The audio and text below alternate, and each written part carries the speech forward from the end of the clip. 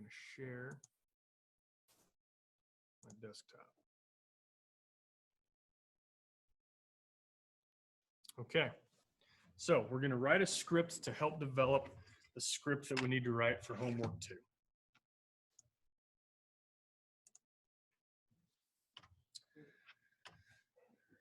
I'm going to go into my home directory. And then what I'm going to do is I'm going to, I don't know, whatever you guys use for storing your homework, right? Go into that directory. I'm just going to create a directory called homework in my home directory. I'm going to go into that directory. And then I'm going to create a directory for homework 2. Okay, so I'm going to make a directory inside of there for homework 2.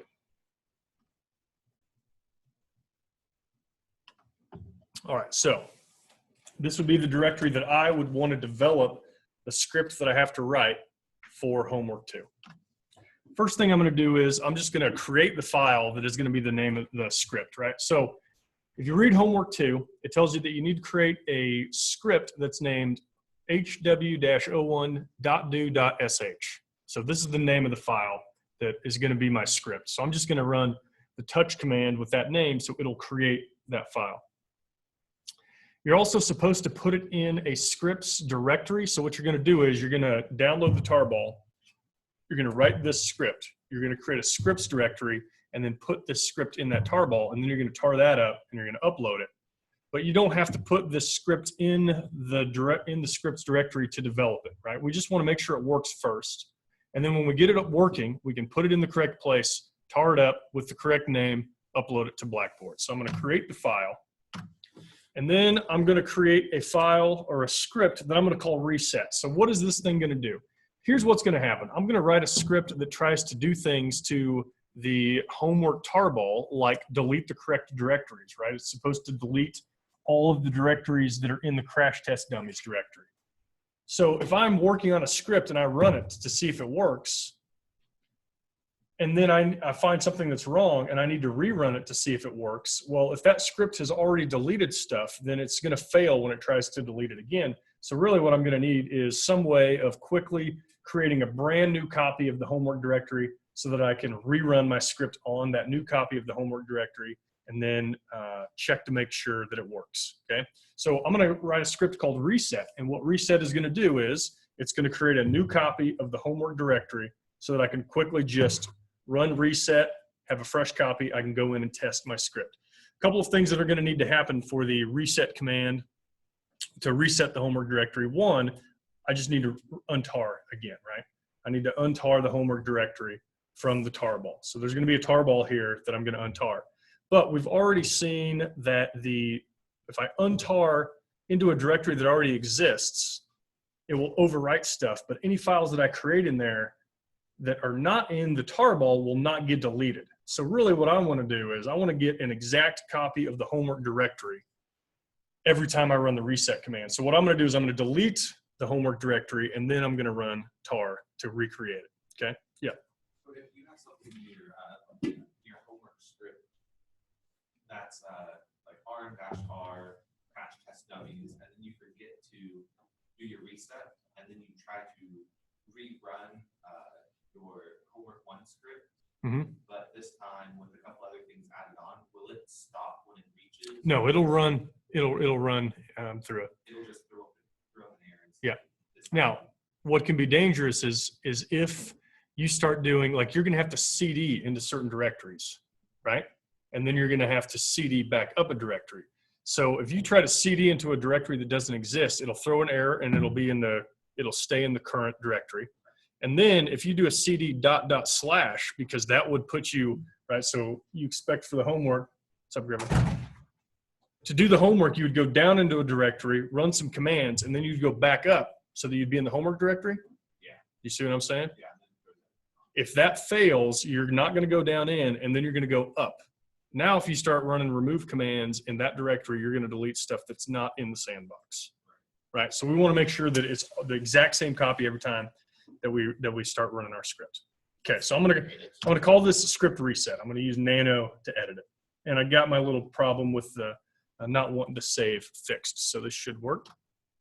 All right, so the first thing I got to put in is my shebang. right? And I'm going to use bash to run this script. All right, the tar command. So let's assume that I'm going to have the tar directory or the tar file in this directory. Okay, so then to untar it and to create a new copy, I would just run the tar command with X, J, and F options, and I'm going to give the name of the file. This script is just being used to help develop the script for homework 2, so I know what the name of the tarball is going to be. It's going to be exactly this. And then as I've already mentioned, I'm going to delete the homework directory before I run tar so that I end up with an exact copy of the homework directory before or after I run the reset. So what's really nice is if I start putting all of my work into scripts, I don't have to worry about deleting stuff like this, right? All my work is in the script. So I can delete this entire directory and then rerun my scripts to produce the homework directory that is supposed to, the way it's supposed to be before I get it turned in. So the homework directory is going to be named hwtech02. Right? It's going to be in a tarball that's the same name with tar.bz2. And now I'm going to save this. So I've just closed it. It's asking me if I want to write to reset.sh, and yes, I do. Oh, which, the touch command, did it just create a file without like going into it, or what? Yeah, it just created an empty file. Okay. Yeah, it's just so that it's there and I can see it. Okay. All right, now I need to make this thing executable, right? So +X reset.sh. And now I'm going to run it. All right, so I've got a couple of errors here. One of them is it says that it cannot remove homework-02. Well, that's because I haven't unpacked the homework directory. And then the other one is that it can't open the tar.bz2 file. Well, that's because I haven't put the tarball in here. So if you don't have the tarball for homework 2 downloaded yet, all you got to do is go to the web page, find the tarball, click on that, put it in your downloads directory. All right, so I'm going to download it, and then I'm going to just move that tarball into the current directory.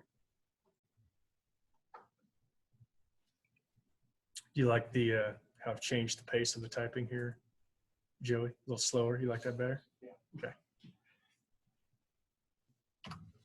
Why'd you use a tilde in that command? Oh, that's a good question. So tilde is a shortcut for your home directory.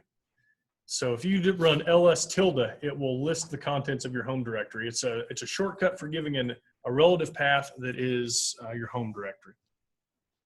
So this is there's a directory in my home directory called downloads.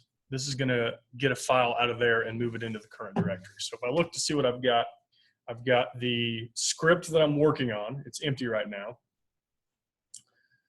I've got the tarball for the homework set, and then I've got this reset.sh script that I'm writing. Okay, let's rerun the reset script. All right, so now I don't get the error from tar, but I still get the error for remove, right? Because remove is trying to remove a directory that doesn't exist. That's not really a big problem. If I look at ls, okay, I've got the homework directory in here now. If I rerun the reset script, now there are no errors because that directory that it's trying to delete is there. It deletes it, untars the tarball. You all right over there, Dinkle? Yeah. Little star? Just accidentally created a new file name for my tarball instead of moving it to Oh. the directory. So you renamed it instead of moving it into the current directory? All right.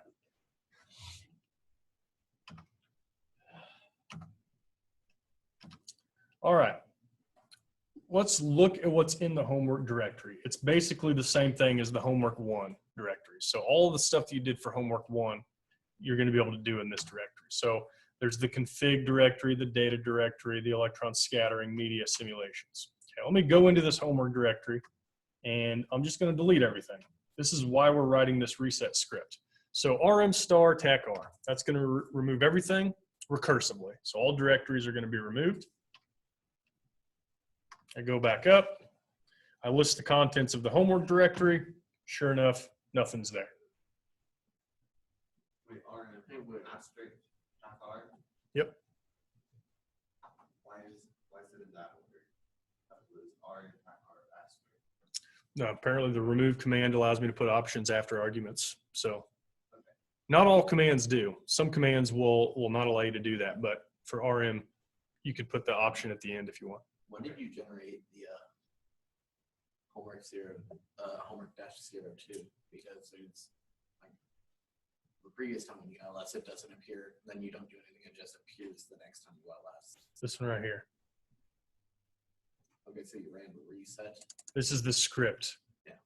that I'm writing. And part of what that script does is it runs tar on the tarball to create that homework 2 directory. Okay.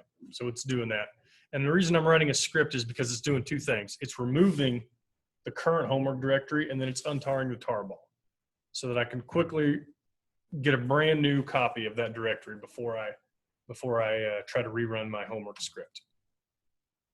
So what I did was I went in there and I just deleted everything out of it, and I'm going to run reset, and everything is back. All right, so it's the exact same as it was the first time I untarred it. So that's what we're going to use this script to do. All right, now there's a couple of things I'm going to add to this, some things that you might find useful. One is that if the tarball doesn't exist in this directory, then it is not going to, well, we already saw that error, then the tar command here is going to fail. So I'm going to go ahead and download the homework tarball automatically in case it's not there. And the way that I figure out what address to put in here is the same way I did it for the sandbox. And you can also just copy and paste this, right? So if you don't want to type it all out, there's basically going to be the link to the URL to the website, and then there's a homework directory, and then the tarball is in there. If I go to the website and I look at this module 2 tarball, its directory shows up down here. But I can also right click on it and do copy link location and then paste that into my terminal.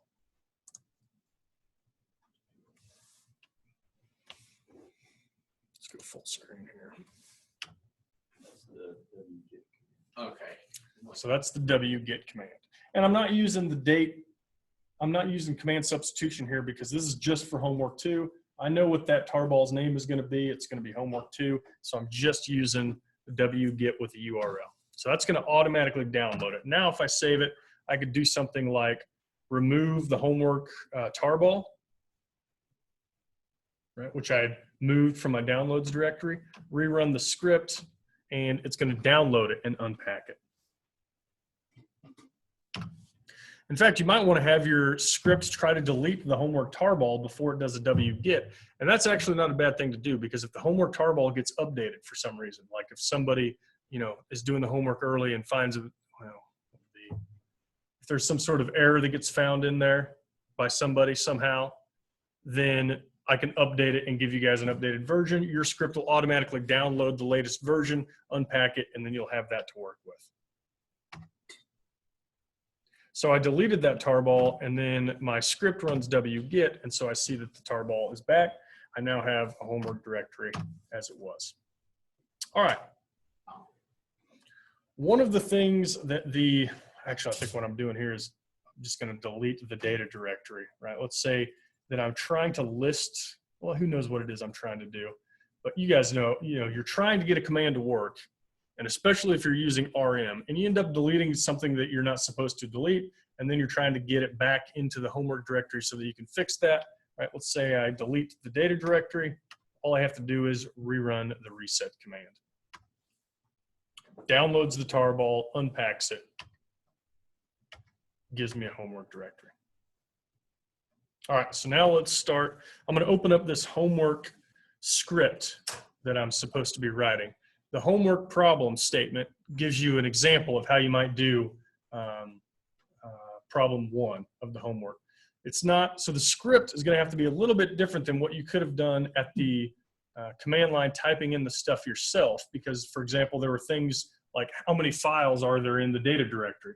Well, you just ran ls-tacl, you looked at the output, you counted it, and then you answered the quiz question. Now you're supposed to save that result into a file, right? So that I can go through and say, well, for task number 1, they counted this many files. So we need to be able to figure out how to do the things that were required from the homework in a shell script automatically without looking at it, right? All right, so here's my homework script. First thing again, I gotta put the shebang in there.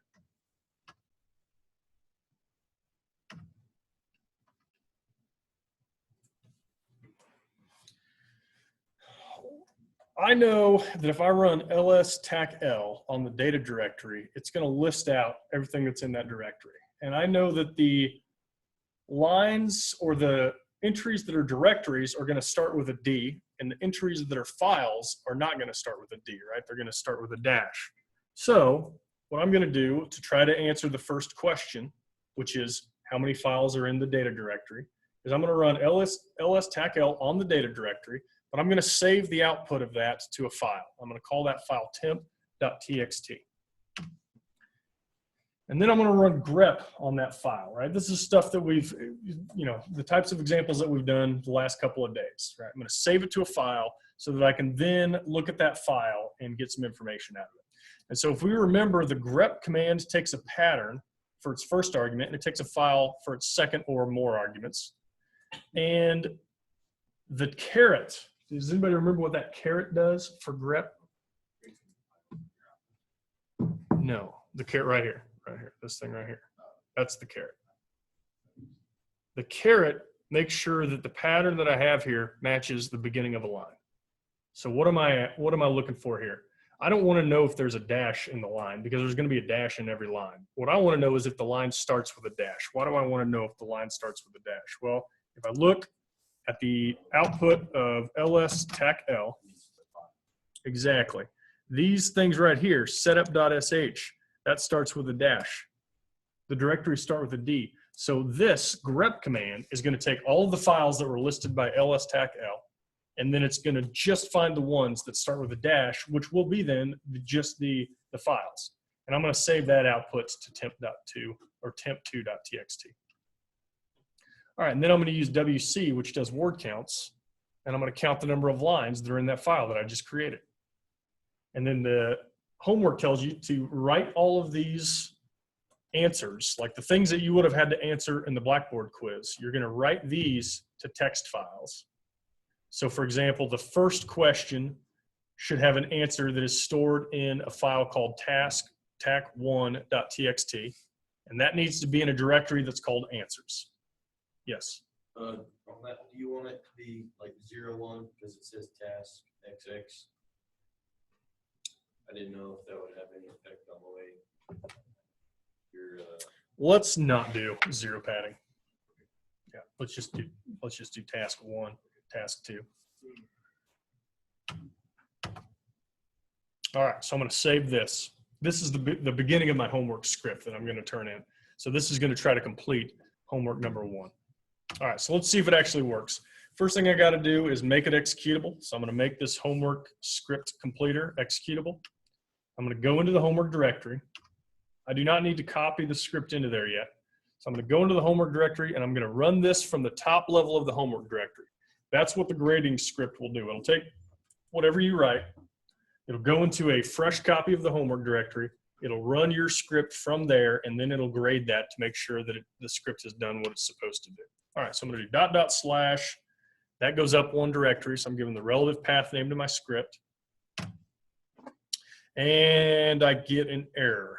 And my error says that answers/task1.txt doesn't exist, basically, which is true. I wouldn't expect it to, because I'm trying to write my answer to that file. But the problem is, when I do this file redirection, I can't do it into directories that don't exist. I can create files in a given directory that exists, but I can't create the directory at the same time. So actually what I need to do is I need to make that answers directory. Now, I don't want to do it here, right? Because this directory is going to be deleted. I need my scripts to make that directory so that it'll be there whenever it tries to write answers. So let me open up my homework doer again, and I'm going to add a line at the very top. And I only need to do this once. So I'm going to add a line here at the top that makes that homework directory. So make dir, or makes that answers directory, sorry. So I'm going to do a make dir answers. Now, whenever I have stuff that tries to write to that directory, should be good. Okay, I'm going to save that file. I'm going to run reset to get a copy of my homework directory back to the way it was. Especially with this kind of stuff, right? If I've created files in my homework directory. If I had some task that was required to count files, I don't want the temporary files that I've created to be in the way, right? That would change the answer. So I'm going to run reset, go back in, and rerun my script. And again, if you've got the script open in another terminal, you don't have to open it and close it. You can just leave it open. All you're going to have to do is run reset, go into the directory, rerun your script.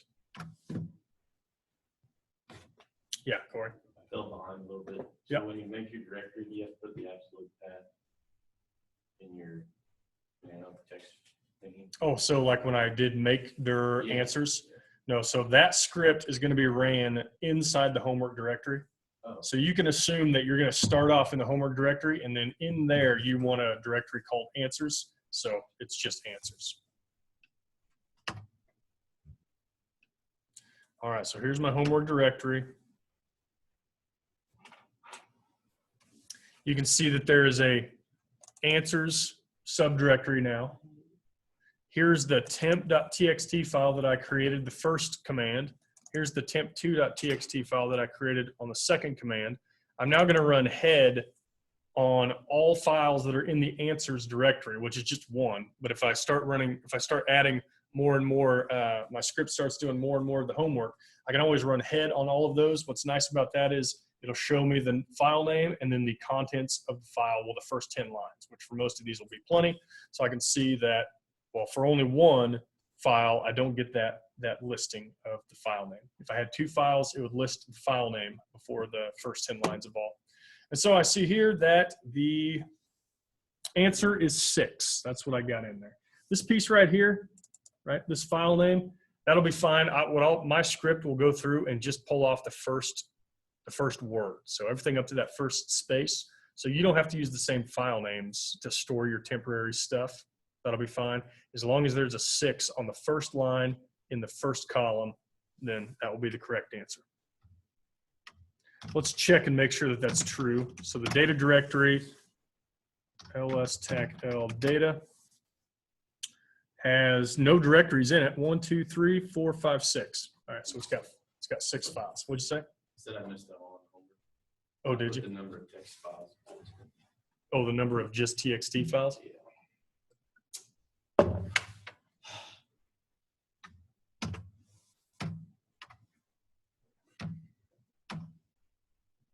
All right, so one thing that I want to point out here, make sure you don't have this problem. I ran a command and then I sent that output to temp.txt, and then I ran another command and I sent it to temp2.txt instead of just sending it to the same temporary file. And the reason is because when you're doing file redirection, you got to be careful. You can't send output to a file that you're getting input from. And when I run a command that reads a file, I can't send the output to that file. So I need 2 files in this case. Like for example, I'm going to run the WC command again, which is what I did to count the number of lines. But I'm going to send the output back to the temp.txt file. And then I'm going to cat what that is. So temp.txt now contains something that says 0 temp.txt. So we know that there were not 0 lines. There were more than 0 lines in that file, but this is saying that there are 0 lines when it counted it, right? And the reason is because if I did something like run head on the temp.txt and then tried to send that back to temp.txt, what I would find is the file is now completely empty, right? It basically deletes it. So what's going on here? Well, this piece right here, actually I should do this on this piece right here, this is the file redirection, right? And the file redirection is handled by the shell. The file redirection isn't handled by the command. So that's something that gets done by the shell before the command starts, right? What does the shell do? The shell does things like pattern expansion, it does things like command substitution, and it does file redirection. So the first thing that the shell does when it sees this caret or this greater than sign is it says, we're going to write this output to temp.txt. Let's clear that file and get it ready for writing. Okay, now the head command gets a copy of temp.txt, but the shell has already deleted its contents because it's preparing it to be written to. So the command gets an empty copy of the file before it runs. So you can't just keep using the same file over and over and over again when you do this file redirection. You could go back and forth between temp.txt and temp2.txt. That would be fine. But don't try to write the output of a command to the same file that is generating the inputs to the command, right? Otherwise you'll get this error. And your shell script probably would also want to delete these temporary files as you're going along. So after I run the command that produces the file task1.txt, I could just rm temp.txt and temp2.txt so that it's not there. Right? So I don't leave those files laying around.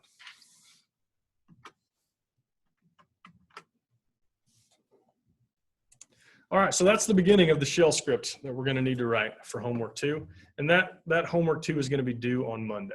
And there is no Blackboard quiz for the homework, but there is a quiz for reviewing stuff that we've been talking about in class, and that'll be due on Monday. So that quiz is on Blackboard? That quiz is already on Blackboard, and it should have a due date that's already posted in Blackboard. All right. The next thing that I'm going to talk about, which I'm not going to talk about today, is variables. So variables are basically ways for us to store pieces of text that we're going to want to use repeatedly. The number one example, and the first example that we're going to do is that script that we wrote to download and untar the tarball. We had to use the date command, and we probably had to use the date command twice, right? We had a $ parentheses. We had to run date inside for the download, and then we had to run date again for the untar process. So what variables will allow us to do is just store the output of that date command so that we can then use it again without having to rerun the date command every time, right? And that'll allow us to, it'll allow us to write scripts that are more flexible. If we use variables, then it'll be very easy to change the name of something in one place, which is where the variable is defined, and then have our script automatically update according to the change in the name that we want to use. All right, so that's what we're going to start on Friday. Got a question? Yep. Did you put a move command in your script on